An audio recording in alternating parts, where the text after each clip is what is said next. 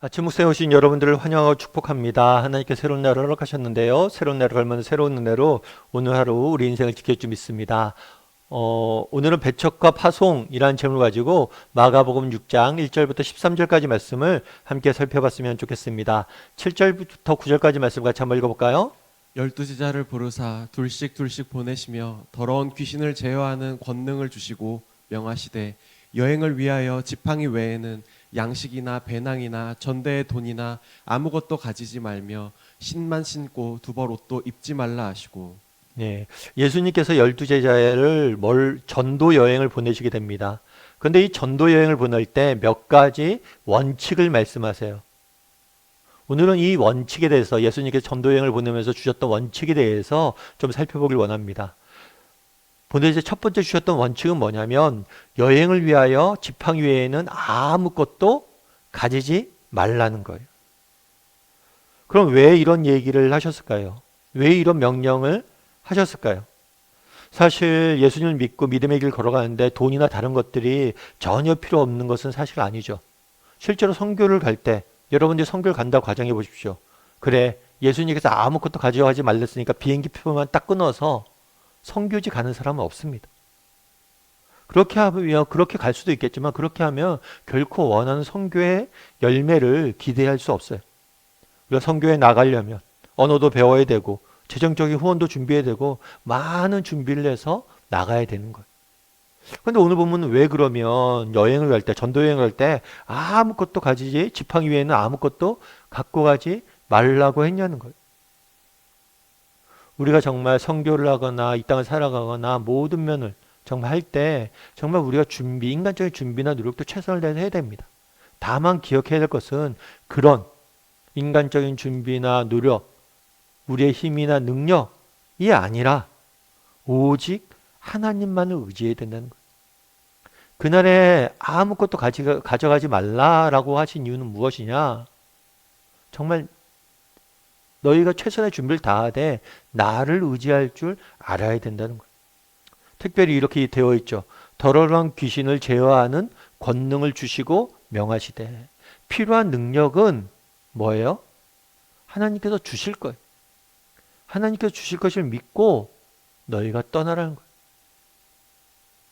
우리도 한번 점검해 볼 필요가 있어요. 정말 이 땅을 살면서 우리는 최선의 삶을 살아야 됩니다.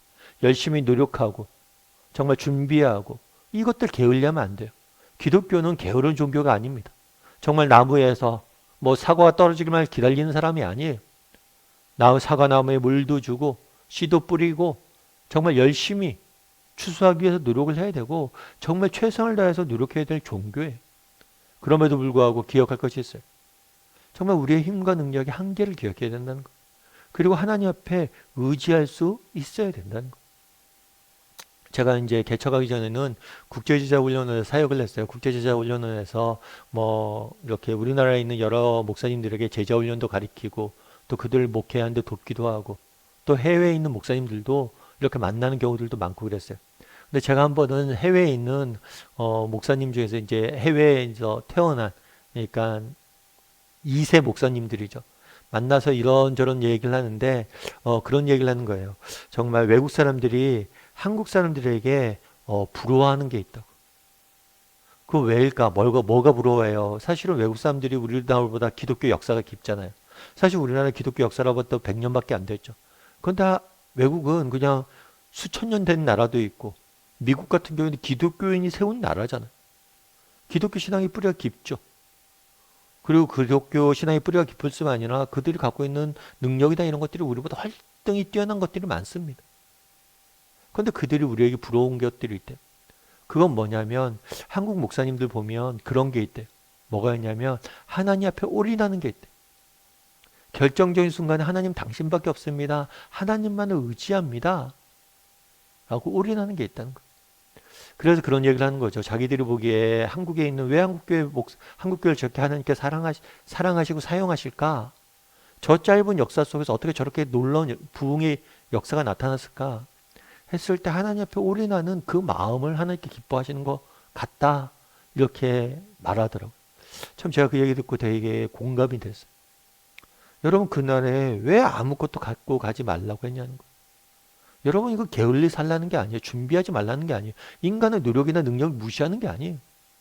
다만 정말 결정적인 순간에 하나님 당신밖에 없습니다. 라고 의지할 수 있어야 된다는 거예요. 하나님을 의지할 수 있어야 된다는 거예요. 그래서 우리도 한번 돌아봤으면 좋겠어요.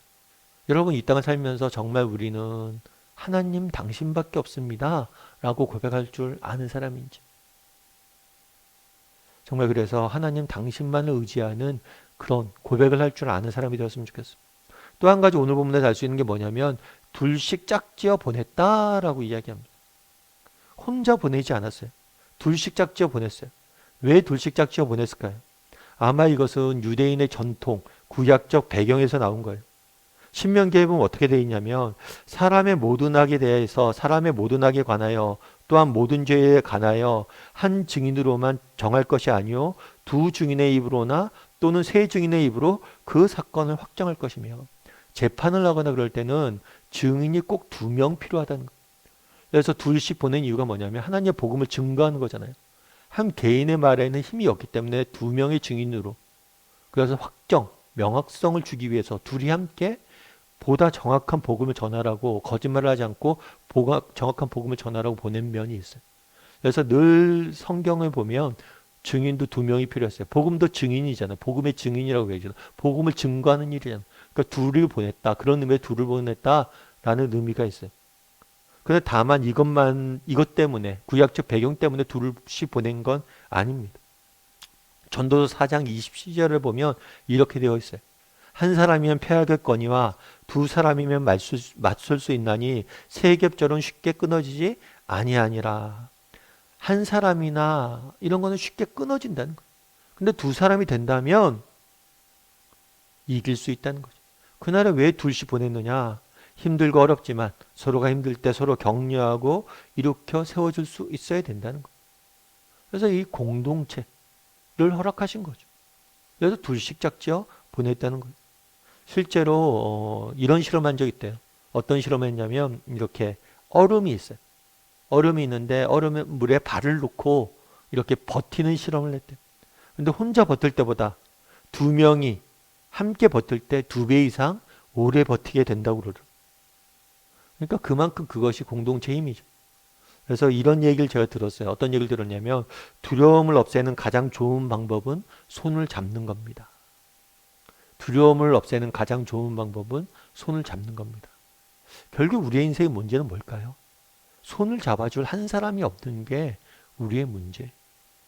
왜 그날에 둘씩을 짝지어서 보느냐는 거예요. 정말 우리의 손을 잡아줄 한 사람의 소중함을 가르쳐주기 위해서 그랬던 거예요. 결국 예수님께서는 12 제자를 전도 여행을 보냅니다. 그럼 또 2가지를 배우게 하길 원하셨던 거예요. 2가지 태도. 첫 번째는 뭐예요? 하나님만을 의지하는 것. 둘째는 뭐예요? 함께 손을 잡는 것.